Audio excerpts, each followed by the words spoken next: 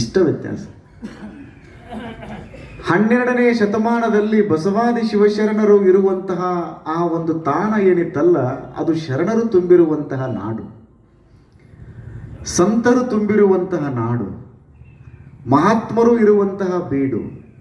ಹೀಗಾಗಿ ಎಲ್ಲ ಕಡೆಗಳಿಂದಲೂ ಕೂಡ ಜನರು ತಂಡೋಪತಂಡವಾಗಿ ಕಲ್ಯಾಣದ ಕಡೆಗೆ ಹೋಗಬೇಕು.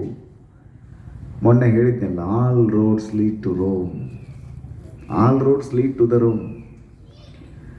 ಎಲ್ಲ ದಾರಿಗಳು ಇಟಲಿಯ ರೋಮ್ ನಗರಕ್ಕೆ.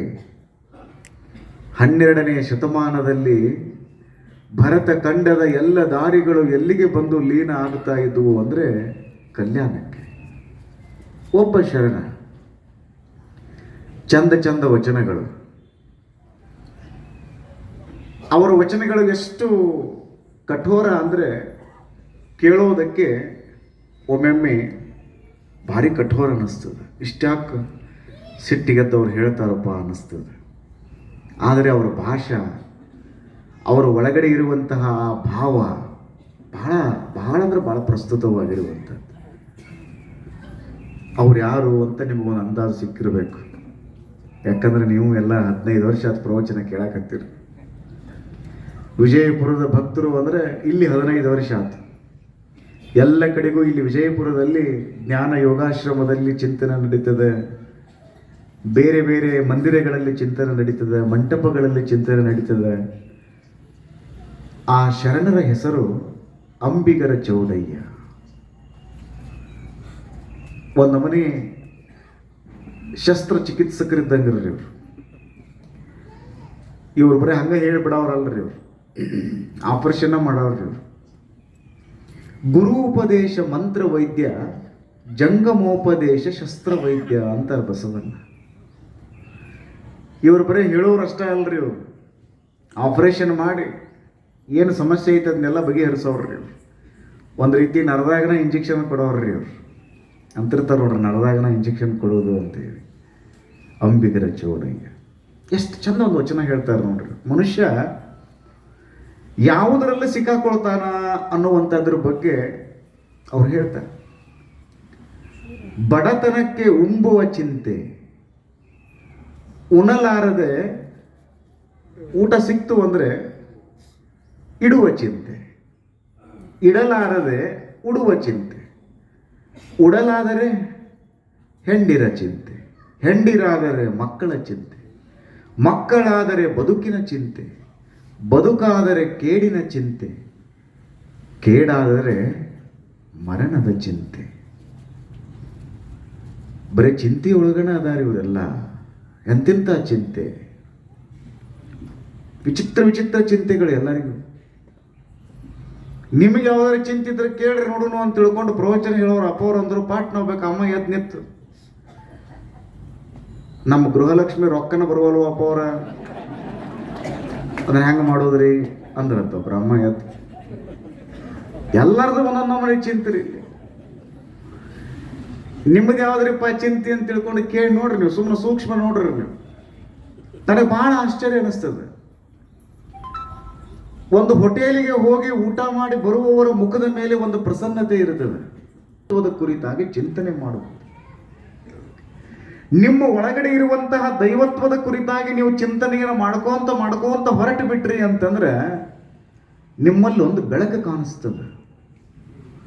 ಅದಕ್ಕೆ ನಮ್ಮ ಶರಣರು ಹೇಳ್ತಾರ, ಆ ಬೆಳಕನ್ನ ಕುರಿತು ಚಿಂತನೆ ಮಾಡಬೇಕು. ಅದಕ್ಕೆ ನೋಡ್ರಿ ನಮ್ಮ ಕುಂಬಾರಸವರು, ಇಂಗ್ಲೀಷರವರು, ಮನೆಯೊಡೆಯ ನಿದ್ದಾನೋ ಇಲ್ಲವೋ ವಸ್ತಿಲಲ್ಲಿ ಹುಲ್ಲು ಹುಟ್ಟಿ, ಮನೆಯೊಳಗೆ ರಜ ತುಂಬಿ, ಮನೆಯೊಡೆಯ ನಿದ್ದಾನೋ ಇಲ್ಲವೋ, ತನುವಿನಲ್ಲಿ ಹುಸಿ ತುಂಬಿ, ಮನದೊಳಗೆ ವಿಷಯ ತುಂಬಿ, ಮನೆಯೊಡೆಯ ನಿದ್ದಾನೋ ಇಲ್ಲವೋ. ಇಲ್ಲ, ಮನೆಯೊಡೆಯ ಇಲ್ಲ. ಅವ ಯಾಕಿಲ್ಲ ಅಂದ್ರೆ ತನುವಿನಲ್ಲಿ ಹುಸಿ ತುಂಬಿ, ಮನದಲ್ಲಿ ವಿಷಯ ತುಂಬಿ. ಈ ತನುವಿನಲ್ಲಿ ಹುಸಿ ತುಂಬಿಕೊಂಡದ, ಮನಸ್ಸಿನೊಳಗ ವಿಷಯ ತುಂಬಿಕೊಂಡದ. ಅದಕ್ಕೆ ಬಸವಣ್ಣನವರು ಯೋಗದ ದೊಡ್ಡ ಸ್ಥಿತಿಗೆ ಏರಿದ್ರೂ ಕೂಡ ಒಂದು ಮಾತು ಹೇಳ್ತಾರೆ, ಅತ್ತಲಿತ್ತ ಹೋಗದಂತೆ ಹೆಳವನ ಮಾಡಯ್ಯ ತಂದೆ. ಎಷ್ಟು ಚೆನ್ನಾಗಿ ಹೇಳ್ತಾರೆ ನೋಡ್ರು. ಸುತ್ತಿ ಸುಳಿದು ನೋಡದಂತೆ ಅಂಧಕನ ಮಾಡಯ್ಯ ತಂದೆ, ಮತ್ತೊಂದ ಕೇಳದಂತೆ ಕಿವುಡನ ಮಾಡಯ್ಯ ತಂದೆ, ಅನ್ಯ ವಿಷಯ ಕೆಳಿಸದಂತೆ ನಿಮ್ಮ ಪಾದದಲ್ಲಿ ಇರಿಸು ಮಹಾಂತ ಕೂಡಲ ಸಂಗಮ ದೇವ. ಎಷ್ಟು ಚೆನ್ನಾಗಿ ಹೇಳ್ತಾರೆ. ಮತ್ತೊಂದು ವಿಷಯ ಕೆಳಿಸುವಂಗಿಲ್ಲ, ಬೇರೆ ಚಿಂತೆಯನ್ನ ನಾವು ಮಾಡುವಂಗಿಲ್ಲ. ಶಿವಚಿಂತನೆಯನ್ನ ಮಾಡುವುದು, ಶಿವಜ್ಞಾನವನ್ನ ಪಡೆದುಕೊಳ್ಳುವುದು, ನಮ್ಮ ಒಳಗಡೆ ಇರುವಂತಹ ಅಂತರಂಗದ ಕುರಿತಾಗಿ ಚಿಂತನೆ ಮಾಡುವುದು, ಅಂತರಂಗದ ಶುದ್ಧಿಗಾಗಿ, ಬಹಿರಂಗದ ಶುದ್ಧಿಗಾಗಿ, ಬಹಿರಂಗದ ಸಿದ್ಧಿಗಾಗಿ ನಾವೆಲ್ಲರೂ ಒಂದು ಸಣ್ಣ ಪ್ರಯತ್ನ ಮಾಡಬೇಕು. ಈ ದೇಹ ಇದು ಪರಮಾತ್ಮನ ಆವಾಸ ಸ್ಥಾನ.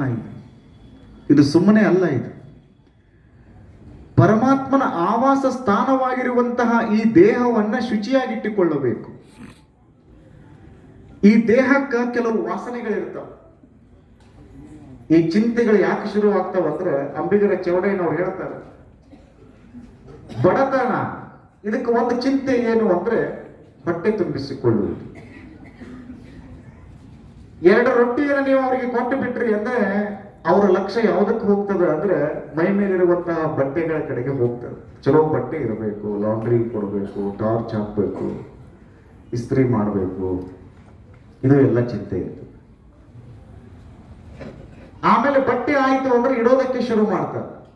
ಇಡುವುದು ಆಯ್ತು ಅಂದ್ರೆ ಮತ್ತೆ ಮದುವೆ ಬಗ್ಗೆ ಚಿಂತೆ ಮಾಡ್ತಾರೆ. ಮದುವೆ ಆಯ್ತು ಅಂದ್ರೆ ಅಟ್ಟಕ್ಕೆ ಸುಮ್ಮನೆ ಬಿಡಂಗಿಲ್ಲ. ಮತ್ ಮಕ್ಕಳಾಗಬೇಕು. ಮಕ್ಕಳಾದ್ರೆ ಅಷ್ಟೇ ಖುಷಿ ಪಡಂಗಿಲ್ರಿ ನೀವು. ಮತ್ ಗಂಡು ಮಕ್ಕಳು ಆಗ್ಬೇಕ್ರಿ. ಸೌಂಡ್ ಹೆಚ್ಚಿಡಕ್ಕೆ ಮಕ್ಕಳಾದ್ರೆ ಖುಷಿ ಇಲ್ಲ. ಮತ್ ಗಂಡು ಮಕ್ಕಳು ಆಗ್ಬೇಕು. ಅದೊಂದು ಬಹಳ ವಿಚಿತ್ರ ಟೆಂಡೆನ್ಸಿಗೆಲ್ಲ ಶುರುವಾಗಿಬಿಟ್ಟ, ಬಹಳ ಮುಂದುವರೆದು ಬಿಟ್ಟದ ಜಗತ್ತಿಗೆ. ಮತ್ತ ಬರೀ ಗಂಡು ಮಕ್ಕಳಾದ್ರೆ ಖುಷಿ ಆಗಂಗಿಲ್ರಿ ನಿಮಗೆ. ಅವ ಚಲೋ ಓದ್ಬೇಕಂತ ವಿಚಾರ ಮಾಡ್ತೀರಿ, ನೌಕರಿ ಹಿಡಿಬೇಕಂತ ವಿಚಾರ ಮಾಡ್ತೀರಿ, ಹೊರದೇಶಕ್ಕೆ ಹೋಗ್ಬೇಕಂತ ವಿಚಾರ ಮಾಡ್ತೀರಿ. ಇವೆಲ್ಲ ಯಾಕೆ ವಿಚಾರ ಮಾಡ್ತೀರಿ? ನಿಮಗೊಂದು ಸ್ಟೇಟಸ್ ಬೇಕಾಗಿದೆ. ಐಡೆಂಟಿಟಿ ಕ್ರೈಸಿಸ್ ಅಂತಾರೆ. ಐಡೆಂಟಿಟಿ ಕ್ರೈಸಿಸ್ ಎಲ್ಲಾರ್ದು ನೋಡ್ರಿ, ನೀವು ಇದಕ್ಕೆ ಬಿಡದಾಡ್ದಲ್ಲ, ಒಂದು ಐಡೆಂಟಿಟಿ ಸಲುವಾಗಿನೇ ಬಿಡದೇ ಇರೋದು. ಈ ಸಮಾಜ ನಮ್ಮನ್ನ ಹೆಂಗ ಗುರುತಿಸ್ತದೆ, ಹೆಂಗ ಗುರುತಿಸಬೇಕು ಅನ್ನೋದ್ರ ಬಗ್ಗೆ ನಮ್ಮ ಚಿಂತನೆ ಇರ್ತದೆ. ಮಕ್ಕಳಾದ್ರೆ ನಿಮ್ಗೆ ಖುಷಿ ಆಗಂಗಿಲ್ಲ, ಅದ್ರೊಳಗೆ ನಾವು ಗಂಡ ಮಗನ ಆಗ್ಬೇಕು. ಮತ್ತೆ ಅದ್ರಾಗ ಕರ್ರಗ ಹುಟ್ಟಿತಾರೆ ಮತ್ತೊಂದು ಚಿಂತೆ. ಬೆಳ್ಳಗ ಹುಟ್ಟಿತ್ತಂದ್ರೆ ಚಂದಕ್ಕಿತ್ತು ಅಂತೀರಿ, ಮತ್ತೆ ಬೆಳ್ಳಗಿದ್ರೆ ಖುಷಿ ಪಡಂಗಿಲ್ಲ. ನಾನು ಸ್ವಲ್ಪ ಹೈಟ್ ಆಗಿದ್ರೆ ಖುಷಿ ಆಕಿತ್ತು ಅಂತೀರಿ. ಇದ್ದಿದ್ರಾಗ ಖುಷಿ ಪಡೋದು ನಮ್ಗೆ ಗೊತ್ತಾಗಿಲ್ರಿ. ನಮ್ಗೆ ಇರ್ಲಾರದ ಕಡೆಗೆ ನಾವು ಹೋಗುದು. ಅದಕ್ಕೆ ಅಂದ್ರಲ್ಲ, DVG ಅವರು ಅಂದ್ರು, ಬಾರೆನೆಂಬುದ ಬಿಡು, ಇರುವುದೆಲ್ಲವ ಬಿಟ್ಟು ಬಾರೆನೆಂಬುದ ಬಿಡು, ಹರುಷಕ್ಕಿದೆ ದಾರಿ ಮಂಕುತಿಮ್ಮ. ಯಾವುದು ಐತಲ್ಲ ಅದರೊಳಗನ ಖುಷಿ ಪಡೋದು. ಇರ್ಲಾರದ ಕಡೆಗೆ ಖುಷಿ, ಅದ್ರ ಕಡೆ ಲಕ್ಷ್ಯ ಹೋಯ್ತು ಅಂದ್ರೆ ಖುಷಿ ಹೋಗ್ಬಿಡ್ತದೆ, ಇಕ್ಕೋ ಆಗ್ತದೆ. ಅದಕ್ಕೆ ಬಹಳ ಅಂದ್ರೆ ಬಹಳ ನಾವು ಚಿಂತನೆಯನ್ನು ಮಾಡಬೇಕು. ಈ ಚಿಂತನೆಯನ್ನು ಮಾಡುವ ಸಲುವಾಗಿನ ಇದೆಲ್ಲ ನೋಡ್ರಿ. ಇದೆಲ್ಲ